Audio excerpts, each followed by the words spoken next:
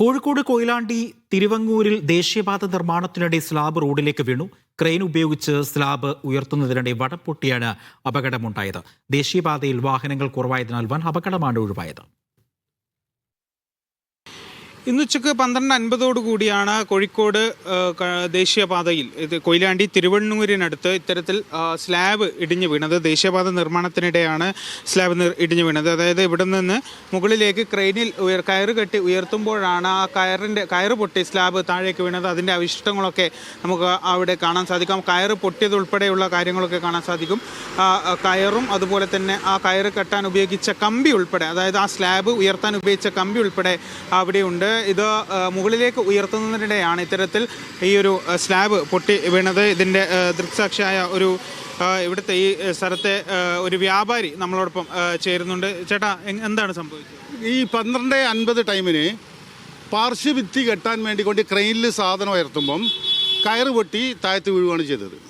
അത് ഈ കയറ് പൊട്ടി വീണിട്ട് സൈഡ് ഭിത്തിൻ്റെ മുകളിൽ വീണ് വൻ ശബ്ദത്തോടു കൂടി പൊട്ടിത്തെറിച്ച് റോഡ് മുഴുവൻ ബ്ലോക്കായതാണ്. ഇപ്പോൾ ഭാഗ്യവശാൽ 12:50 എന്ന് പറഞ്ഞാൽ വെള്ളിയാഴ്ചയും പള്ളി പോകുന്ന ടൈം ആയതുകൊണ്ടിട്ട് ഒരു വാഹനങ്ങളും ആളും ഇല്ലാത്തൊരു ടൈം ആയതുകൊണ്ടിട്ടാണ് രക്ഷപ്പെട്ടത്. അതെ, ഒഴിവായത് വൻ ദുരന്തം തന്നെയാണ്.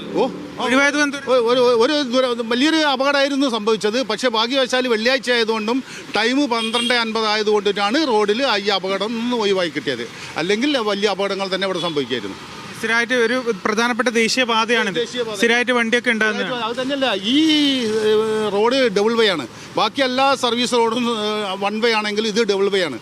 ഡബിൾ വേ ആയതുകൊണ്ട് ഏത് സമയത്തും ഫുള്ളായിട്ട് ആളുണ്ടാവും. ഇന്ന് ഈ ടൈമിന് മാത്രമായതുകൊണ്ടാണ് ആളില്ലാതിരുന്നത്. ദൈവം നിശ്ചയം. അതെ, യെസ്, അത് തന്നെയാണ്. അതായത് ഇദ്ദേഹം പറയുന്നത് അത് തന്നെയാണ്. അതായത് ഈ ഒരു 12:50 സമയമായിരുന്നു.